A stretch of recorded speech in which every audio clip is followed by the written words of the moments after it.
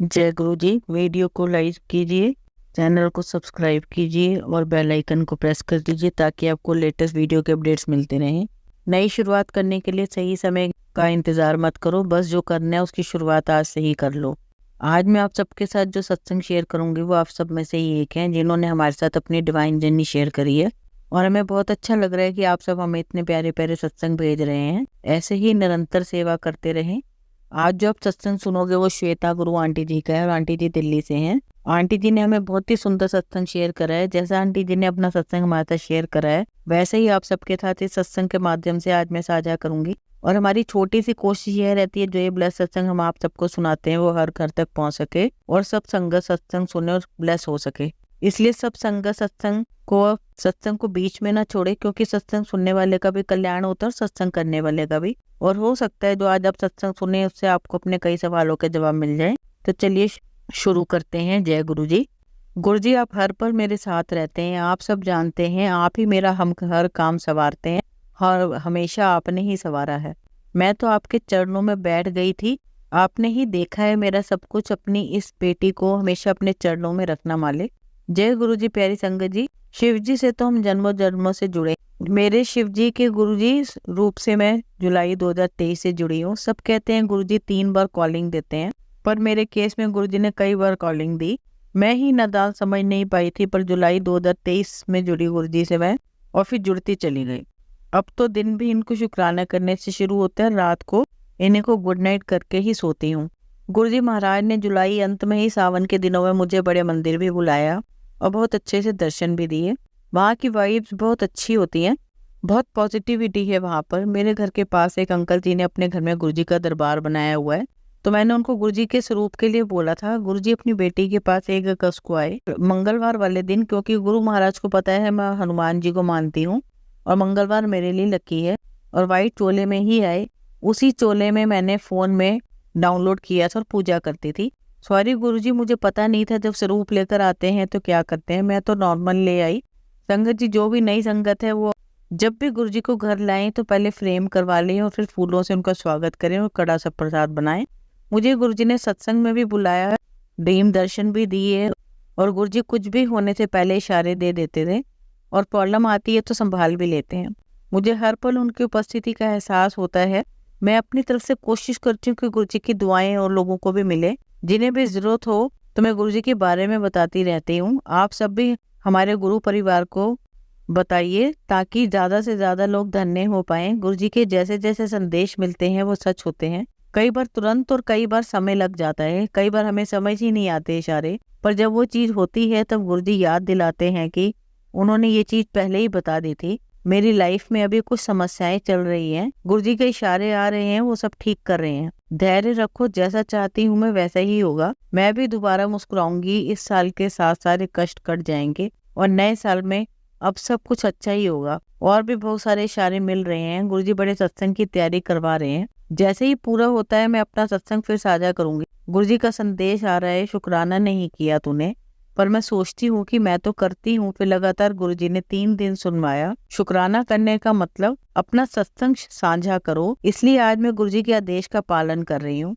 बस संगत जी, अभी इतना ही। जैसे ही गुरुजी का आदेश होगा दोबारा फिर अपना सत्संग साझा करूंगी। गुरुजी अपनी संगत पर हमेशा अपना आशीर्वाद बनाए रखें, सबको धन्य करें, सबके रिश्ते मजबूत हों, सबको अच्छी सेहत मिले, सबको गुरुजी अपना संरक्षण दे, सबके जीवन में नया साल बहुत सारी खुशियां लेके आए। संगत जी, गुरुजी पर विश्वास करें और धैर्य रखें। अगर इरादा अच्छा है तो इस दर पर वो भी मिलता है जो आपकी किस्मत में नहीं होता। मेरे गुरुजी के दबाव में कुछ भी असंभव नहीं, बस विश्वास, श्रद्धा और धैर्य चाहिए। जय गुरुजी। संगत जी, अगर मेरे से कोई गलती हुई हो तो इस सत्संग को करते हुए तो मुझे माफ कर दीजिए। जय गुरुजी। शुक्राना गुरुजी मेरे मालिक। संगत जी, अब हम बेंगलोर से नूपुर आंटी जी का सत्संग सुनेंगे। शुक्राना गुरुजी, यह मेरा पहला सत्संग है। मैं गुरुजी से अगस्त 2023 में जुड़ी। अपनी फिजियोथेरेपिस्ट के द्वारा मेरी लाइफ में बहुत प्रॉब्लम्स चल रही थी। मैं हर वक्त टेंशन, डिप्रेशन में रहती और रोती रहती थी। जितनी जिम्मेदारी मुझ पर थी उतना ही मुझे कोई सपोर्ट नहीं था, हर कोई मुझे यूज करता था। मैं अपनी प्रॉब्लम आगे के सत्संग में बताऊंगी। अपने पहले सत्संग में मैं आप लोगों को गुरुजी की मुझ पर कृपा कैसे उसके बारे में बताना चाहती हूँ। कैसे उन्होंने दर्शन दिए, अनंत आशीष दिए। 14 सितंबर को मुझे गुरुजी का पहला स्वरूप मिला। मैं उस दिन बहुत ज़्यादा खुश थी। मैंने यूट्यूब पर उनके मैसेज पढ़ने शुरू कर दिए। बहुत रेलिवेंट मैसेज मुझे आते थे। कई बार मैं डर भी जाती थी कि यह कौन सी शक्ति है जो मुझे इतना जानते हैं। मुझे कई बार गुरुजी ने तितली के रूप में दर्शन दिए। बड़ी ब्लैक तितली, छोटी येलो तितली और मोर की आवाज़ सुबह में आना, और कई बार कबूतर के रूप में भी। मुझे मैसेज आने लगे, बादल विच दर्शन दूंगा, ओम में दर्शन दूंगा। 11 दिसंबर 2023 को गुरुजी ने मुझे बड़े मंदिर बुलाया।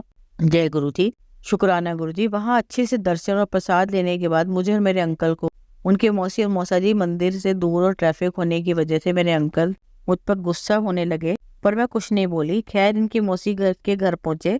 वहाँ उनकी नेम प्लेट पे जय गुरु जी लिखा हुआ था, जिसको देखकर हम चौंक गए। फिर मुझे हिम्मत आई और मैं और अपने अंकल को बोला, देखिए आपके रिलेटिव्स भी गुरु जी के भक्त हैं। अंदर जाके हमने उन्हें बताया कि हम अभी बड़े मंदिर से ही आ रहे हैं, तो वे बहुत खुश हुए। और अचंभे की बात, मौसा जी ने बताया कि वह 15 साल से गुरु जी की संगत है और वह बड़े मंदिर के सेवादार भी हैं। उन्होंने मुझे बहुत अच्छी अच्छी बातें बताई गुरु जी के बारे में, और गुरु जी की कृपा से उनको बहुत आशीर्वाद मिले हैं। स्वरूप, लॉकेट, पोस्टर, ब्रेसलेट आदि के बारे में भी मैं धन्य हो गई थी। मुझे यकीन नहीं हो रहा था कि अभी मैं बड़े मंदिर से दर्शन करके आई हूँ और मुझे इतना कुछ मिल रहा है। हम बेंगलोर में रहते हैं। दिल्ली से जब हम बेंगलोर फ्लाइट से वापस जा रहे थे तो मेरी आंख लग गई। आसमान में बादलों में बहुत बड़ा ओम बना हुआ था। मैंने कई बार आंख साफ करके देखा, फिर भी साक्षात ओम के ही दर्शन हुए। जय गुरु जी, शुक्राना गुरु जी। आज के लिए इतना ही। मेरे और भी बहुत ही सुंदर और अद्भुत सत्संग हैं, वो भी मैं आप सबके साथ आगे के किसी सत्संग में साझा करूंगी। गुरु जी मेरी अरदास कबूल करें। ओम नमः शिवाय, शिव जी सदा सहाय। ओम नमः शिवाय, गुरु जी सदा सहाय। जय गुरु जी। संगत जी, अब हम अम्बाला से गुरु भक्त आंटी जी का सत्संग सुनेंगे और आंटी जी अपना नाम गुप्त रखना चाहती हैं। जय गुरु जी, शुक्राना गुरु जी के श्री चरणों में कोटि कोटि प्रणाम, और सारी संगत को जय गुरु जी। मैं अपना नाम गुप्त रखना चाहती हूँ। वैसे मैं हरियाणा से हूँ, अम्बाला के पास ही रहती हूँ। सबसे पहले हम मंत्र जाप करेंगे। ओम नमः शिवाय, शिव जी सदा सहाय। ओम नमः शिवाय, गुरु जी सदा सहाय। संगत जी, मेरा पहला सत्संग है। मुझसे कोई भी गलती हो जाए तो गुरु जी और संगत जी प्लीज मुझे माफ कर देना। गुरु जी ने मुझे अपने साथ 17 जुलाई 2023 के आसपास जोड़ा। एक दिन मेरे मोबाइल पे गुरु जी का मंत्र जाप आया। उसमें लिखा था कि इसको सुनने से तुम्हारे कष्ट कट जाएंगे। संगत जी, मैं उन दिनों अपनी लाइफ के सबसे मुश्किल वक्त से गुजर रही थी। मैं बचपन से शिव जी की, 2011 से साईं बाबा की भक्त रही हूँ, परंतु मैं सभी धर्मों को पूरी रिस्पेक्ट देती रही हूँ। तो 17 जुलाई को मैंने गुरु जी का मंत्र जाप अपनी आंखें बंद करके सुना, और उसके बाद जब मैं दोपहर में थोड़ा सा सोई तो हमारे प्यारे गुरु जी ने मुझे ड्रीम में दर्शन दिए। जय गुरु जी, शुक्राना गुरु जी।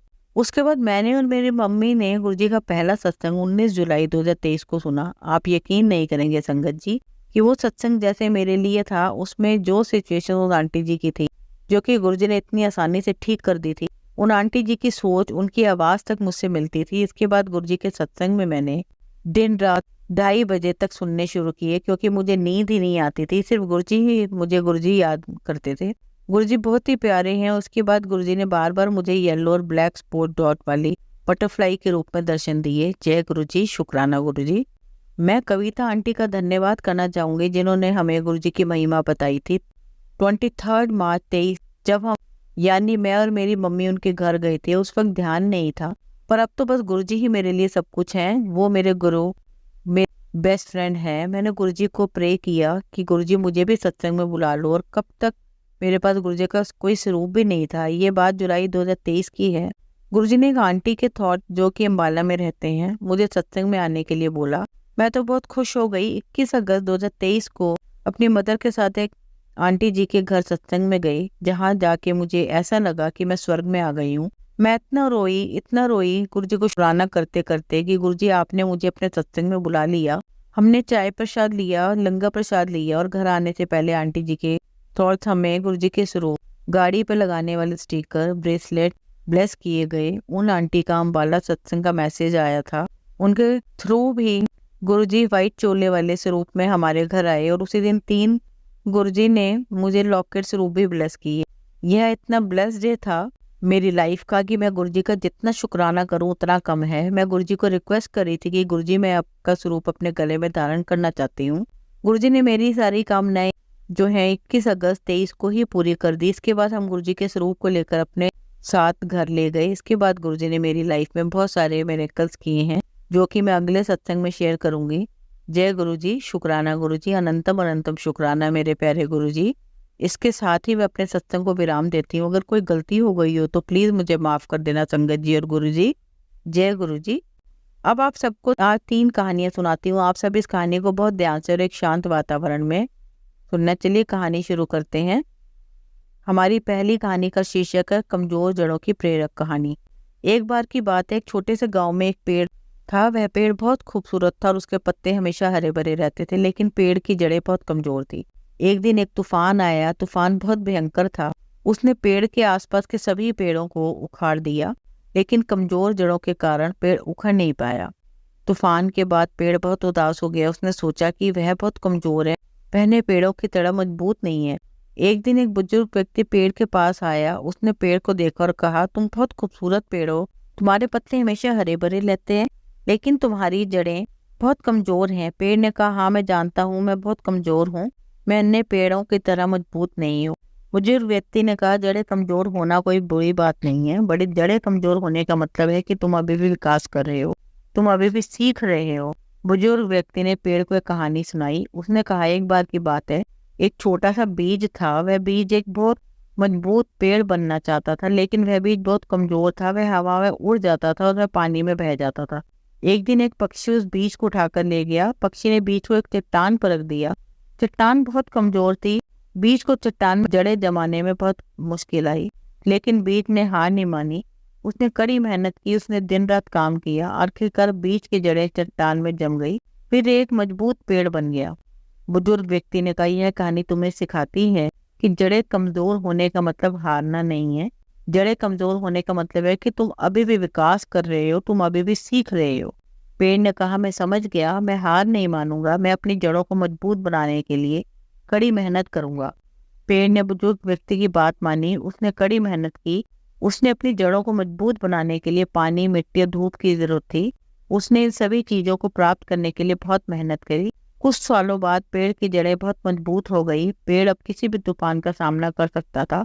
वह एक मजबूत और खूबसूरत पेड़ बन गया।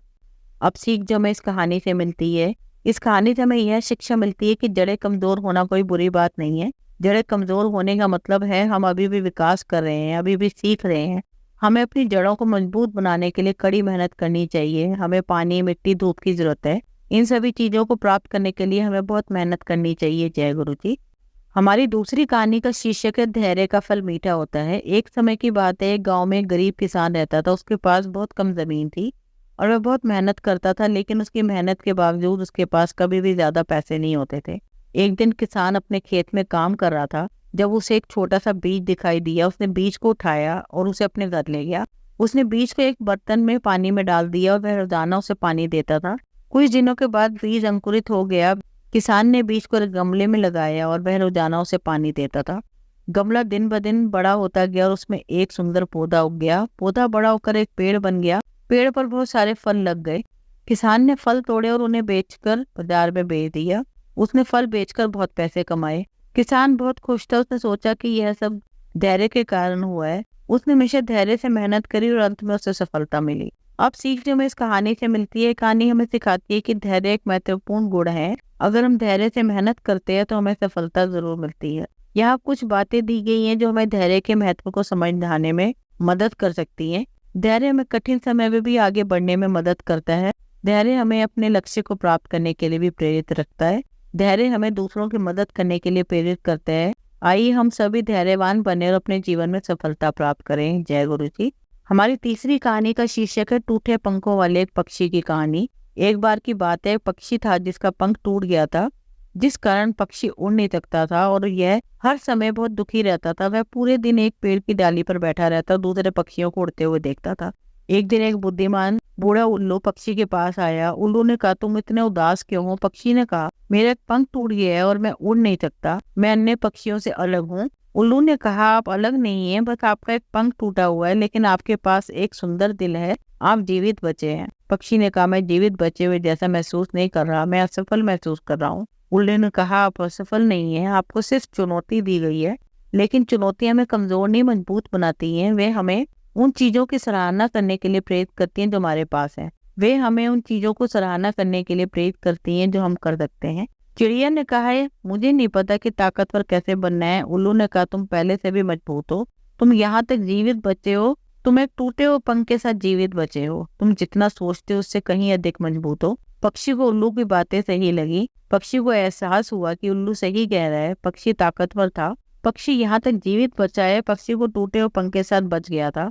वह पक्षी फिर से उड़ने का फैसला किया। वह कई दिनों तक कोशिश करता रहा, कई बार गिरा, लेकिन फिर से कोशिश करने लगता था। वह कभी हार नहीं मानी, उसे खुद पर पूरा विश्वास था और उसी तरह पक्षी फिर से उड़ने लगा। पक्षी टूटे पंखों के साथ खुले आसमान में उड़ गया। अब सीख जो हमें इस कहानी से मिलती है, हम सभी मनुष्य हैं और हम सभी के जीवन में चुनौतियां हैं, लेकिन हम खुद पर विश्वास रखें और कभी हार न माने तो उन चुनौतियों पर काबू जरूर पा सकते हैं। अपने आप पर यकीन रखो, आप जितना सोचते हो उससे कहीं ज्यादा मजबूत हो। यदि आप खुद पर विश्वास रखते हैं तो आप अपनी चुनौतियों पर काबू पा सकते हैं। कभी हार न मानना, चाहे परिस्थितियां कितनी भी कठिन क्यों ना हो, कभी हार न माने, लड़ते रहो और अंत में आप अपने लक्ष्य को जरूर प्राप्त कर लोगे। धन्यवाद गुरुजी। जय गुरुजी। शुक्राना गुरुजी। संगत जी, अगर आपको आज का सत्संग अच्छा लगा हो तो आप इस सत्संग को और संगत के साथ जरूर साझा करें, जिससे वो भी महाराज का दिव्य आशीर्वाद प्राप्त कर सके। जय गुरुजी। शुक्राना गुरुजी।